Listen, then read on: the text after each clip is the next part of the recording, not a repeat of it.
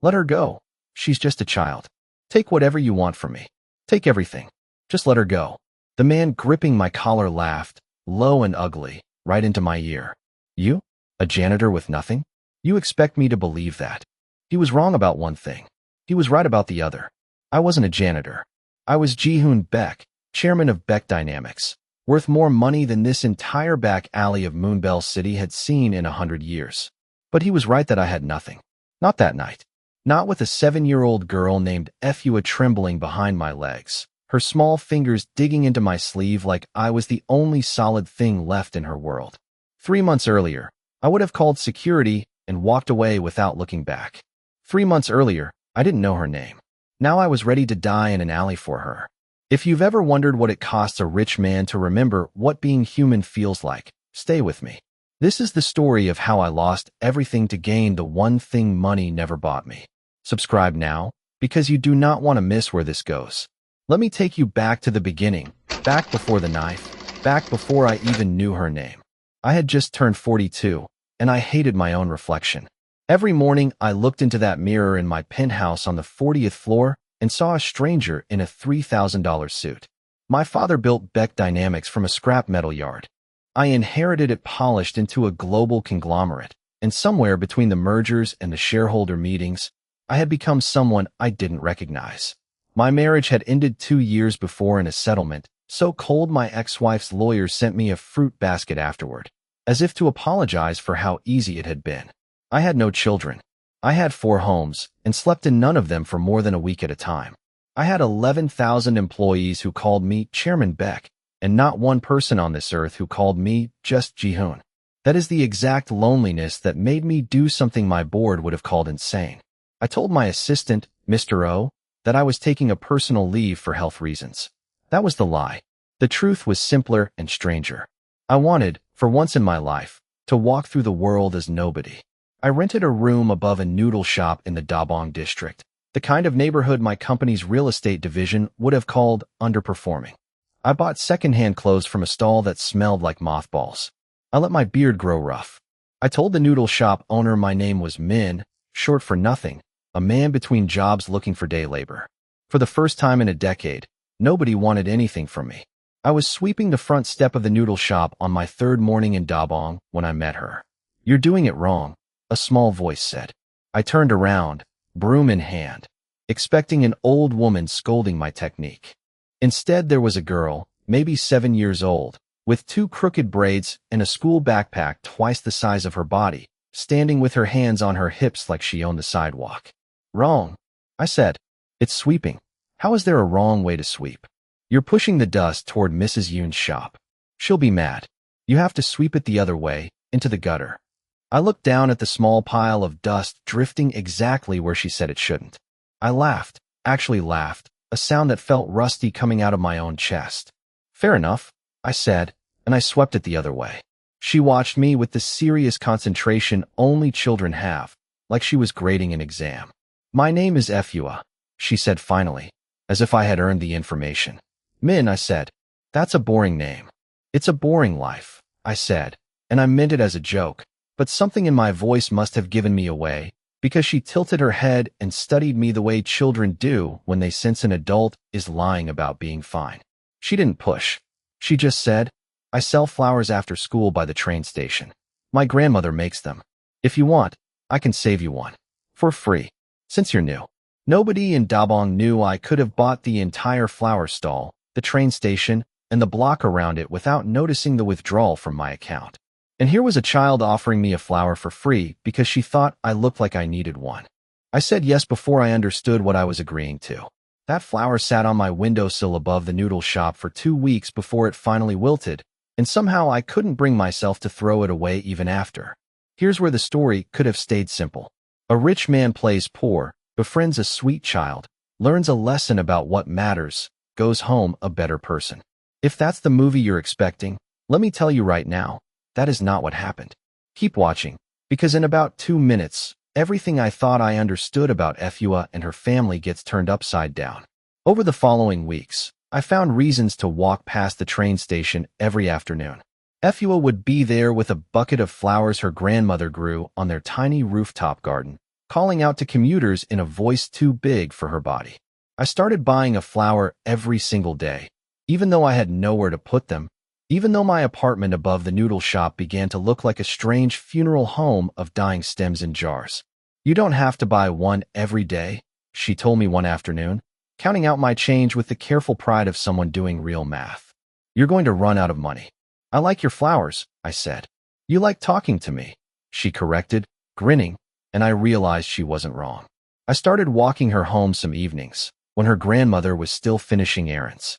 I learned that Efua's mother had passed 2 years earlier, and her father, a man named Kwame, worked construction jobs that took him out of the city for weeks at a time, leaving Efua in the care of her grandmother, a stern, kind woman named Halima who ran the flower stall and cleaned 3 different apartment buildings to keep food on their table.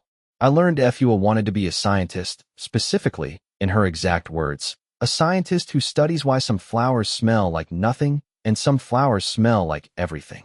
I learned she was afraid of dogs but pretended not to be. I learned she saved half of every coin she earned in a jar shaped like a cat, and when I asked what she was saving for, she looked at me with an expression far too old for her face and said, "In case Grandma gets sick again." Again, that word sat in my chest like a stone. I didn't ask more that day, but 3 days later, I found out exactly what "again" meant, and it changed the entire shape of what I was doing in Dabong. I was helping Halima carry water jugs up to their rooftop garden, still playing Min the unemployed handyman, when she stopped on the stairs, pressed her hand against her chest, and went pale as paper. I dropped the jugs and caught her before she hit the steps. "Grandma!"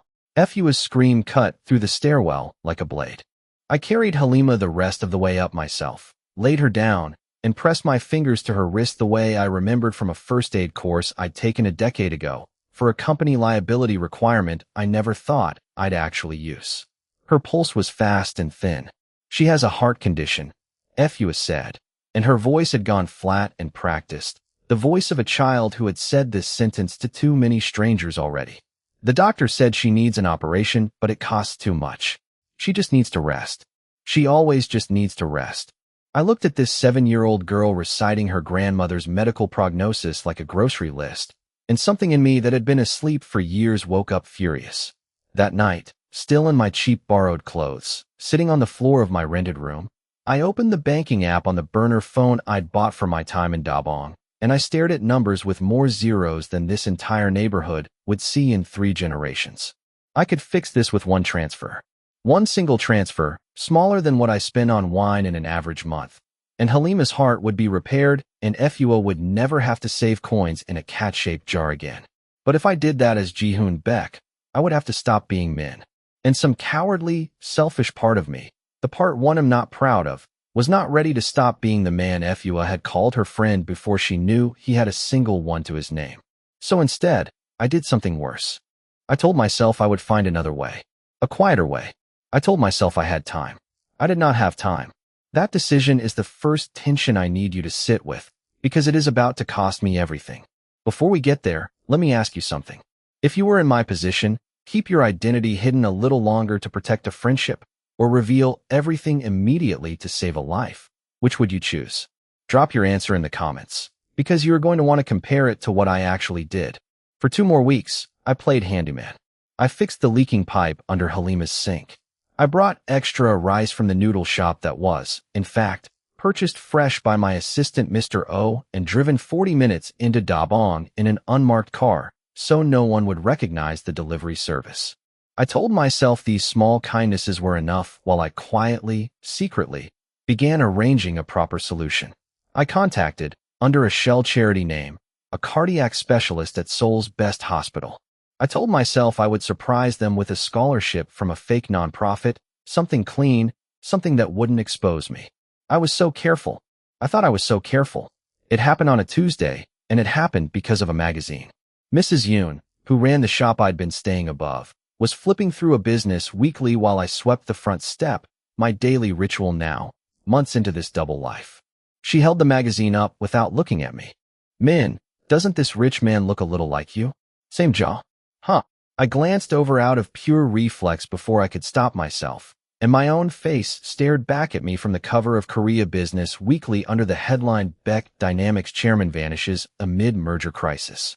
My photograph, my real name, in bold black letters, 6 inches from Mrs. Yoon's thumb. I have negotiated billion-dollar acquisitions without my pulse changing. In that moment, my whole body went cold in a way I had never felt in a boardroom. I heard the bell on the shop door before I saw her. Efua had come to walk with me to the train station, like she did most Tuesdays, and she was standing 3 feet away, staring at the magazine cover, staring at me, back and forth, her small face doing the math a 7-year-old should never have to do. Min, she said, and her voice cracked on the second syllable. Is that you? I could have lied. God help me, some cowardly reflex in me actually reached for the lie. But her eyes were already filling, and I understood, with a clarity sharper than anything I'd felt in my entire adult life, that lying to her one more time would break something between us that I would never get back.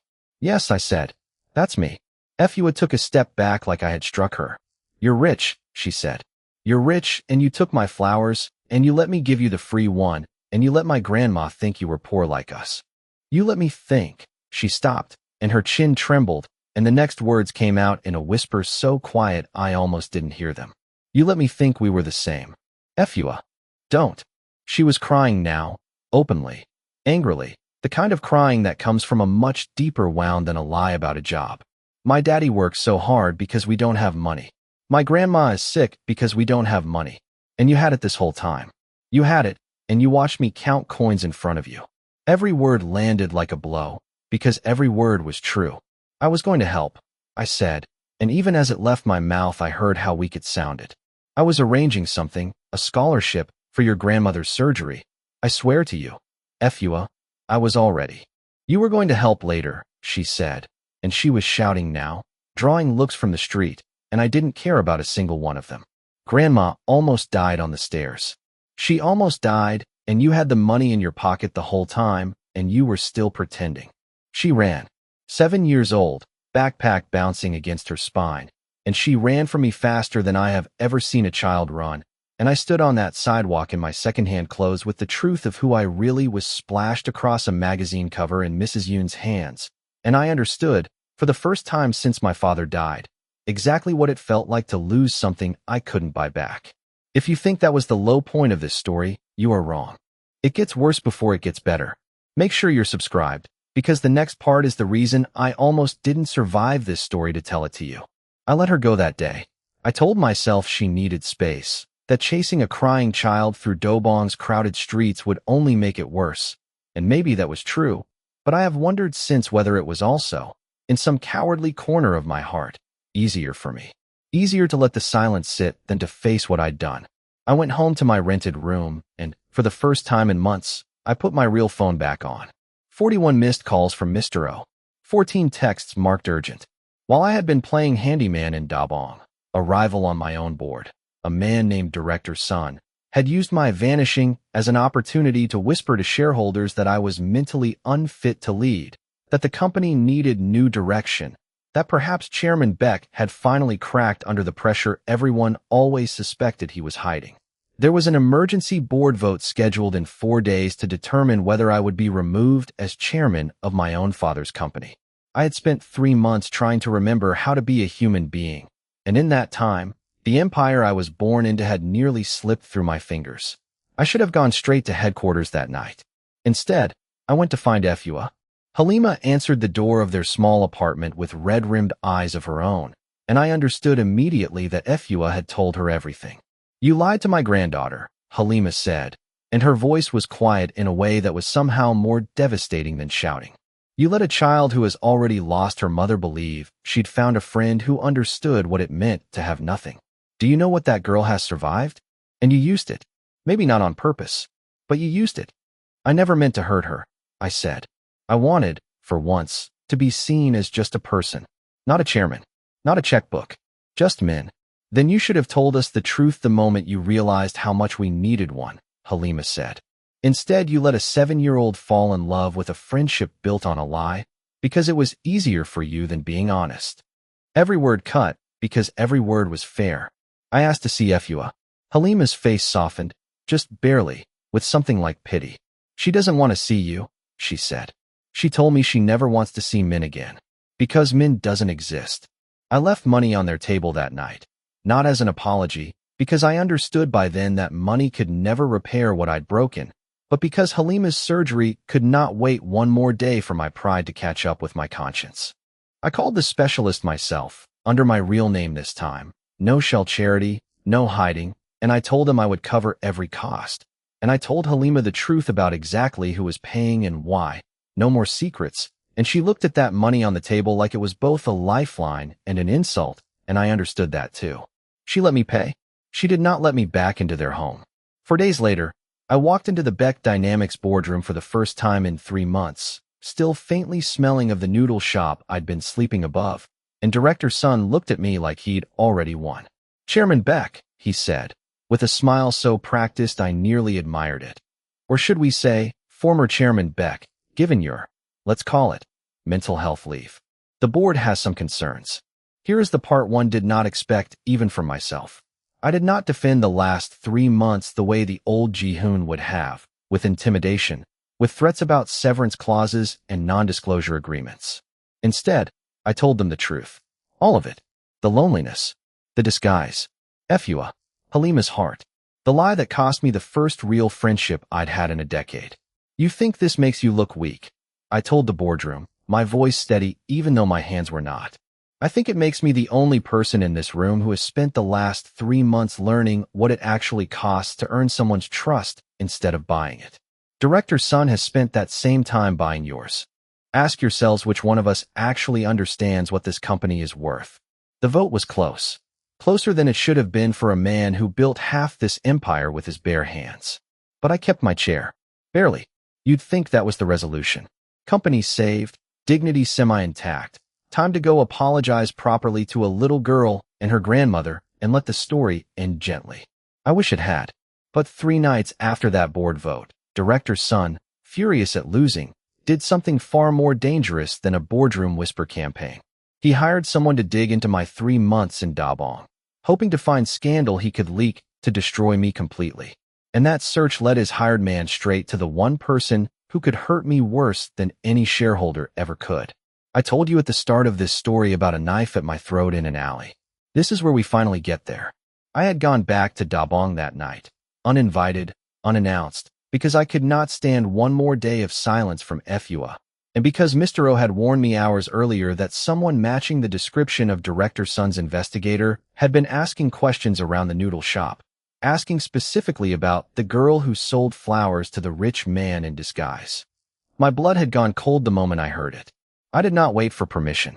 I drove myself, no driver, no security, straight into Dabong, and I found Fua exactly where I feared, walking home alone from the train station in the dark because Halima, still recovering, had asked a neighbor to watch her, and the neighbor had been late. The man was already blocking her path when I turned the corner. Not Director Sun's investigator directly. I learned later, some low-level thug he'd hired to scare information loose. A man who had clearly decided that a frightened 7-year-old and a stack of cash in his pocket was an easy afternoon's work. "Hey," I shouted, and every ounce of chairman authority I'd spent 20 years building came roaring back into my voice in that second. "Get away from her." That's when it turned into the alley. That's when the knife came out. That's when Fua, despite everything, despite the anger, despite feeling betrayed by me only days earlier, grabbed my hand and refused to let go. Because in the end, whatever I had lied about, she had never lied about believing I would protect her. "Let her go," I said again, the blade cold against my throat. "I'm the one you want. Ji-hoon Beck, chairman of Beck Dynamics. You want money. I have more than you can imagine. Take it. Take all of it. Just let the child walk away first." For one endless second, I thought he would do it anyway.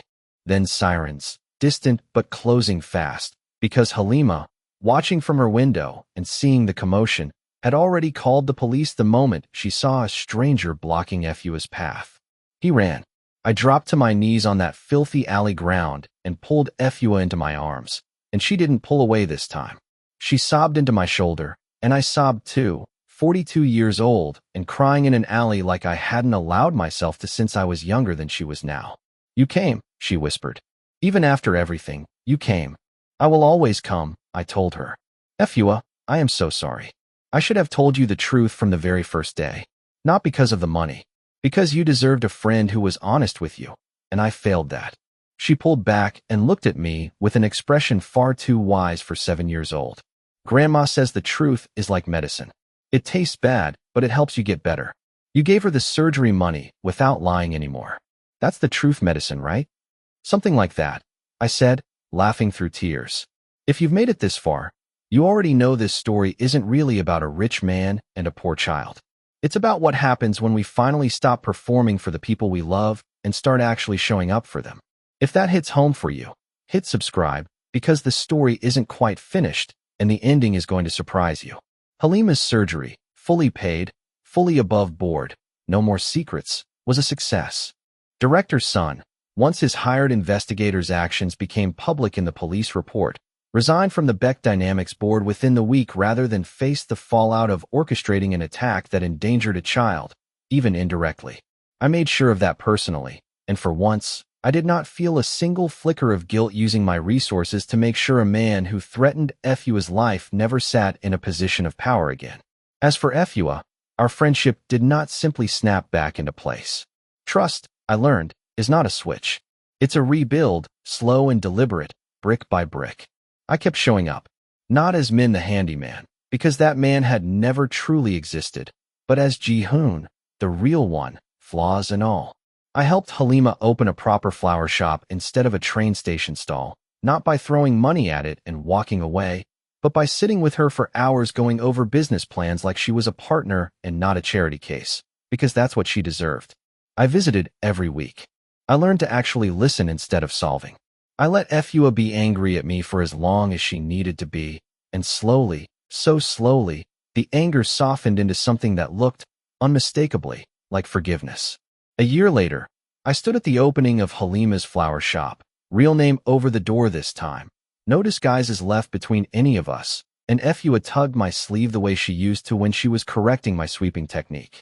Uncle Ji-hoon, she said, and something in my chest nearly broke hearing that name from her. You're doing it wrong again. Doing what wrong? I asked. She pointed at the ribbon I was about to cut for the store opening, holding the scissors upside down. I laughed, the same rusty laugh from that very first morning, except this time it didn't feel rusty at all. It felt like the most natural thing in the world. Some things never change, I said. Good, she said. Don't ever pretend to be someone else again. I like you better as just Ji-hoon. I promised her I never would. And for the first time since I was a very young man, long before the company, long before the marriage that ended in a fruit basket, long before 4 empty homes and 11,000 employees who didn't know my first name, I actually believed the promise I was making. If this story moved you even half as much as it moved me to write it, do 3 things right now. Subscribe so you never miss the next story. Drop a comment telling me which moment hit hardest, the alley, the magazine, or the flower shop. And share this with someone who needs a reminder that it is never too late to stop pretending and start being honest with the people who matter. I'll see you in the next one.